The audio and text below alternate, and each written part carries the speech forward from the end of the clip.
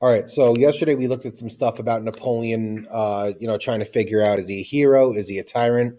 So the classwork for yesterday was going through some of the things that he did and trying to figure out, is he kind of a good guy or a bad guy? So today what we're gonna do is we're gonna take a look at some of his foreign achievements and some of his domestic achievements. See if we can make sense of some of this stuff. So here we go. All right. I will give you a second to get this, and then we will continue.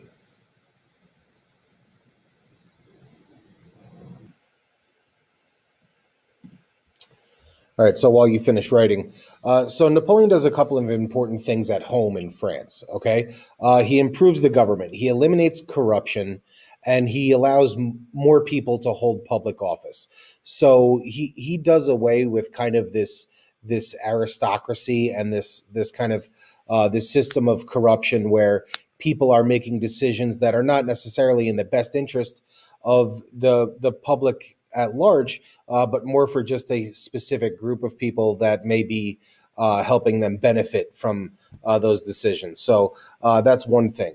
Number two, peace with the church. Napoleon kind of repairs the relationship between the Catholic Church and France. The important thing to understand here is the Enlightenment, right?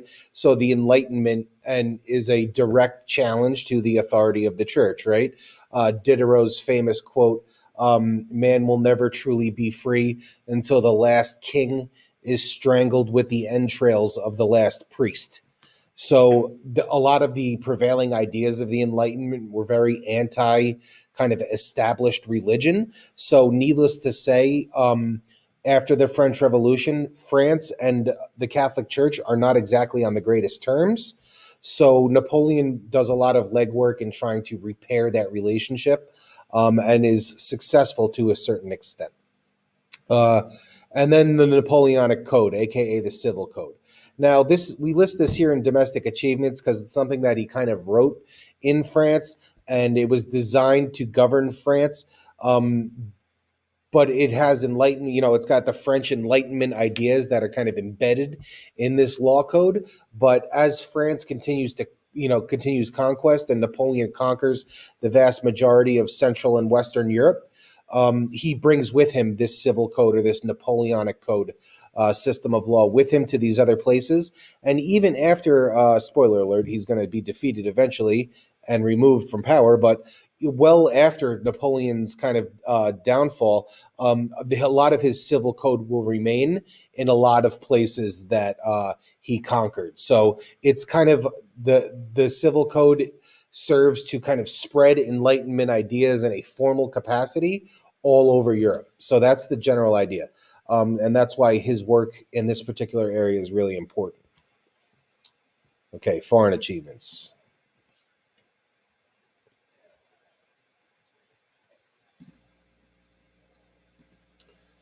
Okay, so Napoleon's foreign achievements. He conquered Europe. I mean, that's the short version, right? In a span of 7 years, Napoleon conquers everything from Spain all the way to what is modern day Germany, and even east of there, pushing up towards Russia. So this is an incredible achievement. You could see on the map here the French Empire and then the French satellite states. These satellite states are essentially under the control of the French government and Napoleon, so you could see his reach.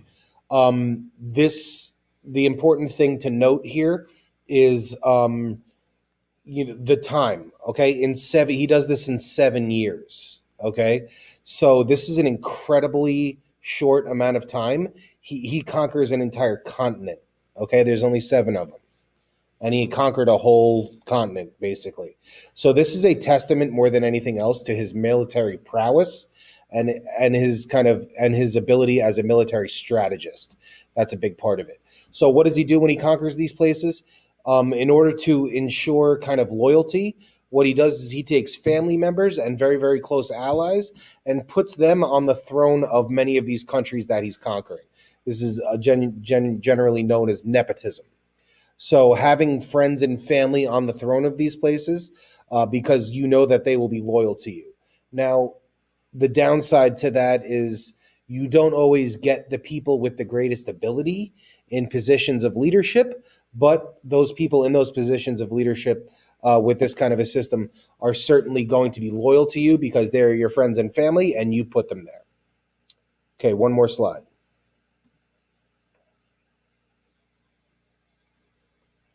All right, I'll give you a second here.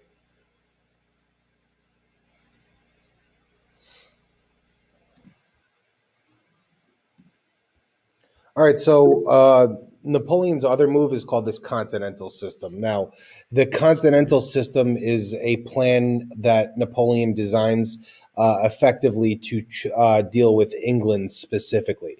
So, we mentioned a couple of times that England is kind of the sworn enemy of France during most of this time period. So Napoleon needs to come up with some kind of plan. He's on like we said, he's on conquest of the entire continent, right? And it is pretty well known at the time that England is kind of is the only other country in Europe that can really stand up to France. So England really represents the only hurdle toward total kind of continental domination for Napoleon. So he comes up with a plan to try to finish off England once and for all. And his plan is called the continental system. Ultimately, what he's going to try to do is he's going to try to isolate England economically. So England is the world's foremost manufacturer and industrialized nation at the time, or at the beginning of industry. And what he's going to do is he's going to take all the other countries in Europe that typically buy a lot of goods and things from England, and he's going to basically not allow them to do business with England. And his plan is that if we put this into effect, England will suffer dramatically the economic impacts of not trading with other nations. And this will kind of plunge England into a state of poverty within England.